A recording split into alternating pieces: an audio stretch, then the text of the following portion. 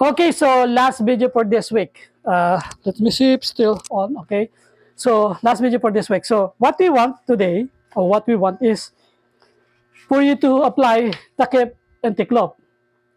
Sorry, Tiklop. This one is Tiklop. This is Takip. So we're covering the head. So that's the reason why we call it Takip. This is Tiklop because it's folded. Fold means Tiklop.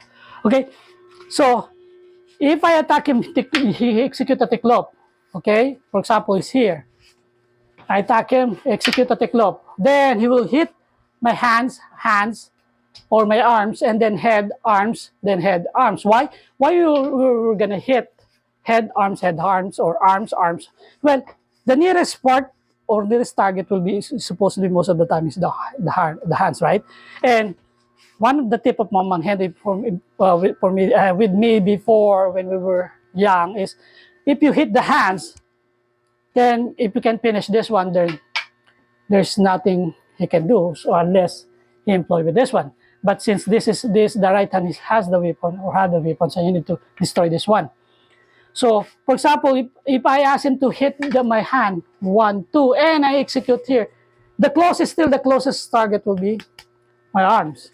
But since the drills, I am teaching him something, which is he can hit the arms, this one, then the head, then return here, because I don't want him to focus on the head. Then he will try to he will gonna forget this arm. Why? If you hit him here and your opponent is have experience of fighting full contact, then if you hit him on the head and he was able to tap it, still it's painful, but still he can use it, and then probably he can counter attack. So we want to lessen it. So we want to hit here or hit here twice, and then hit the head, and then hit the arms, hit the head, and hit the arms. Okay? So, remember I've shown you the techniques of the drills as this. 1, 2, 1, 2. So, 1, 2, 1, 2.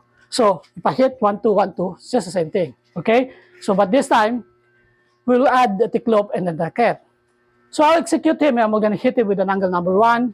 I preferred him going there before he see me executing this. Is supposed to be there. 1, and then execute that one.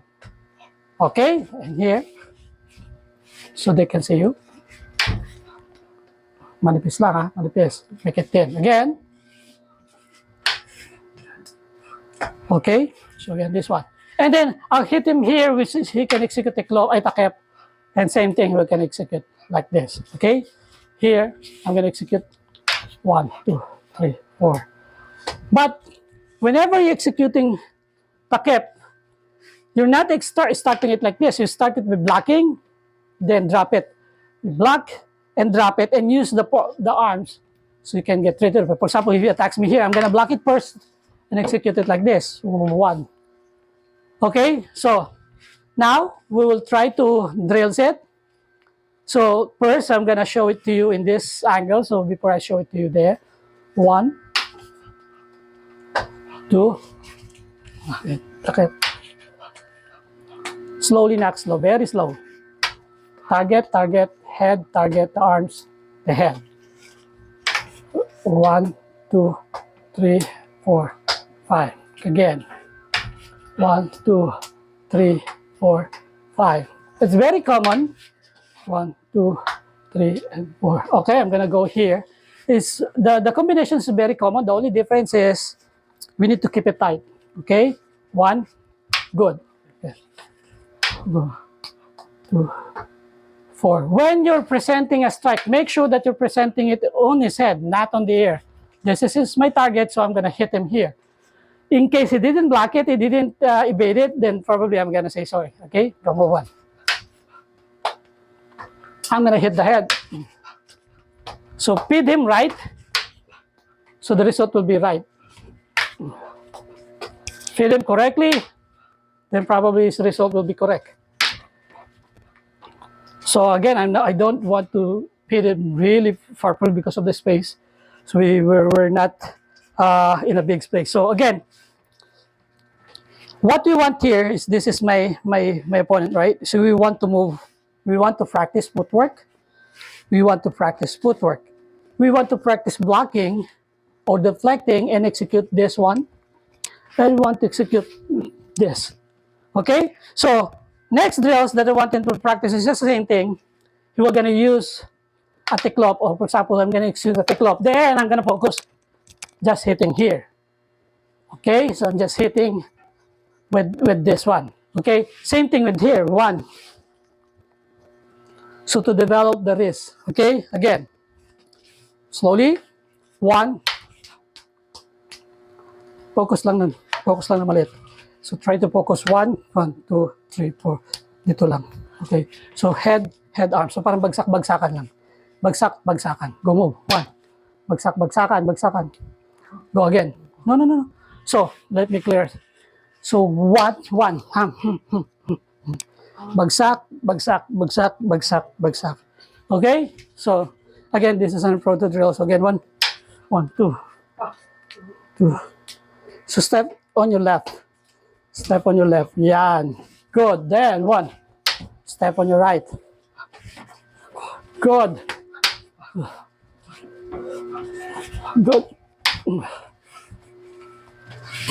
Two. Good. Dominate the position by moving on that side. 1, 2, 3. Okay. Concept again. This might or might not work. It depends on, of course, it depends on the situation. It depends on the timing. It depends on the practitioner. So everything what we're doing is just purely drills.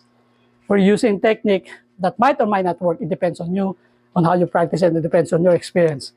The concept here, the first one is one, to practice here, and here, because I want to monitor this one, hit this one so you can hit again.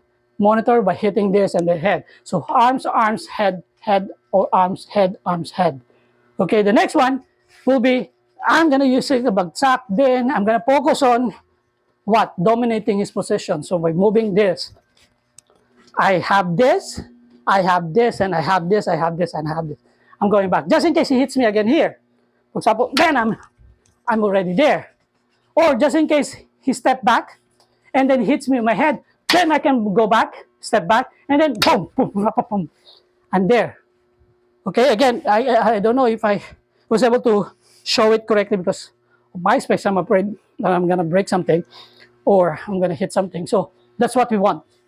So my first cuatro cantos drills to Mang Henry is always to hit the hand. For example, he will present it like this. One, ganyan lang nakahinto, one. He will present it like this. So what I'm gonna do is most of the time, one. Here, I'm gonna focus on that one. Why?